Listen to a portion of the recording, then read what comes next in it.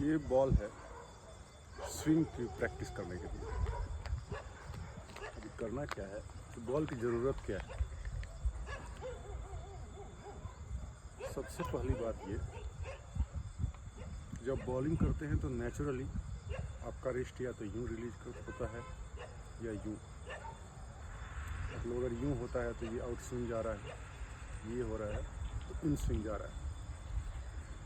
और अगर आपका रिस्ट सीधा होता है तो उस केस में आपको उसको टिल्ट करने की ज़रूरत है।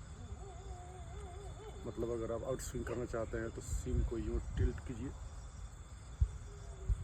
नहीं तो इन स्विंग के लिए यूँ टिल्ट कीजिए। इस बॉल का क्या फ़ायदा है, इससे आपको पता चलेगा कि आपका नेचुरल स्विंग क्या है। जैसे मैंने फेंका भी, अगर आप देखेंगे तो मोस्टली ये सीधा जा रहा है। इसका मतलब मुझे स्विंग कराने के लिए बॉल को थोड़ा ये तो यूँ टिल्ट करना पड़ेगा या यूँ, और इसके बाद बैक स्पिन जितना ज़्यादा हो सके वो जनरेट करना पड़ेगा। साथ ही साथ अगर मैं सीधा रिस्ट से फेंक पाता हूँ तो पुरानी बॉल होने के बाद एक साइड साइन करके मैं आसानी से स्विंग भी करा सकता हूँ। ये है आपका नेचुरल एबिलिटी के लिए। बट स्विंग के लिए इम्पॉर्टेंट है कि आप बैक स्पिन कितना कर पाते हैं। अभी अगर आप देखें तो इसको घुमाए बिना भी हम स्विंग करा सकते हैं, इन स्विंग या आउट स्विंग नए बॉल के साथ। फॉर एग्जांपल अगर रिलीज़ करते समय लास्ट कांटेक्ट अगर ये होता है तो बॉल ऑटोमेटिकली इन स्विंग की तरफ हो रहा है, और रिलीज़ करते समय अगर लास्ट कांटेक्ट मिडिल पॉइंट का है तो बॉल ऑटोमेटिकली आउट स्विंग हो रहा है। मतलब उस केस में हमें सिम को इधर या उधर करने की ज़रूरत नहीं पड़ेगी। बस ये सबसे अच्छा तरीका है स्विंग कराने का, क्योंकि इससे बैट्समैन को पता नहीं चल पाता कि इन स्विंग या आउट स्विंग हो रहा है। तो अगर आप इन स्विंग कराना चाहते हैं तो मेक श्योर कि आपका लास्ट पॉइंट ऑफ कांटेक्ट ये finger, like this. For example अगर हमने लास्ट पॉइंट ऑफ कांटेक्ट ये उंगली रखा तो बॉल इन स्विंग की तरफ जाएगी, मतलब बॉल लहराते हुए यूँ जाएगी। और अगर हमने लास्ट पॉइंट ऑफ कांटेक्ट ये रखा तो बॉल आउट स्विंग होगी।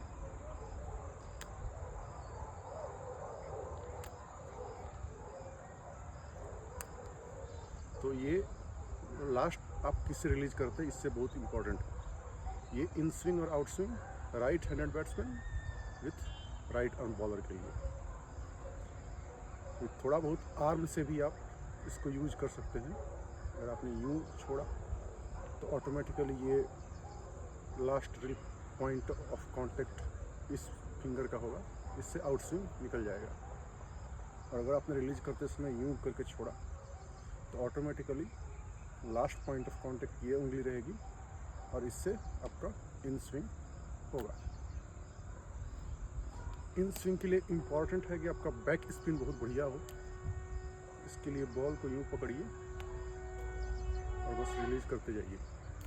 जितना इम्पॉर्टेंट हो सके, जितना ज़्यादा हो सके बैक स्पिन देने की कोशिश कीजिए, क्योंकि बैक स्पिन बहुत इम्पॉर्टेंट है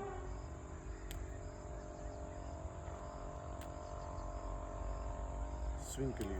अभी देखिए मैं इन स्विंग की प्रैक्टिस कर रहा हूँ। लास्ट पॉइंट ऑफ रिलीज ये उंगली है। बॉल जो है इधर की तरफ टिल्ट हो रही है, क्योंकि मैं लास्ट कांटेक्ट इस फिंगर का है रिलीज के समय। देखिए शायद आप नोटिस कर पा रहे हैं या नहीं, बहुत क्लोजली नोटिस करेंगे तो आप देख पाएंगे ये सीम उतना बढ़िया रिलीज नहीं हो रहा, बट प्रैक्टिस करते रहें ऐसे तो बहुत बढ़िया बैक स्पिन रिलीज के साथ मिलेगा। इससे आपकी स्विंग की एबिलिटी बहुत बढ़ जाएगी। अभी देखिए, अभी मैंने इतना बार किया तो मुझे अच्छा रिवॉल्यूशन मिल रहा है। और आप देख रहे हैं कि बॉल इधर की तरफ टिल्ट होके अच्छा बैक स्पिन मिल पा रहा है। ये प्रैक्टिस आपको रोज 500 टाइम्स करना है। अभी मैं इन स्विंग की प्रैक्टिस कर रहा हूँ। अभी देखिए, अभी मैंने 10-12 बारी किया है, बट आप देख पाएंगे कि अच्छा रिवॉल्यूशन मुझे परफेक्ट स्विंग पे रिवॉल्यूशन मिल रहा है। तो जब 10 बार करने से इतना बढ़िया हो सकता है, तो आप यूँ सोचिए कि अगर आप रोज़ 500 बार करेंगे तो आपको कितना बढ़िया स्विंग मिलेगा। वैसे जनरली मैं पहले स्विंग कराता था, बट अब मैं स्पिन पे घुस गया हूँ, क्योंकि हमारे पास और बेहतरीन बॉलर आ गए हैं जो न्यू बॉल से ज़्यादा अच्छा स्विंग करा पाते हैं।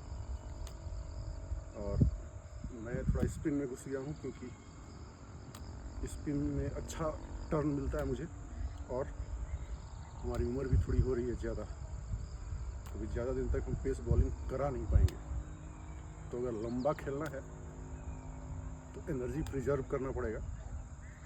इसलिए मैंने भैया ये रास्ता चुन लिया है, स्पिन वाला। बट ये प्रैक्टिस अगर रोज़ 500 बार करते तो आप बहुत बेहतरीन स्विंगर बन जाएंगे, स्विंग बॉलर बन जाएंगे। स्विंगर पता नहीं कोई वर्ड होता भी है नहीं, मुंह में जो आया हमने बोल दिया। अभी देखिए, अभी बहुत बढ़िया रिवॉल्यूशन मिल रहा है।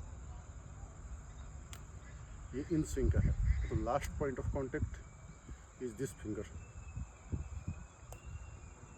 आपको अच्छा स्विंग का एबिलिटी मिल जाएगा।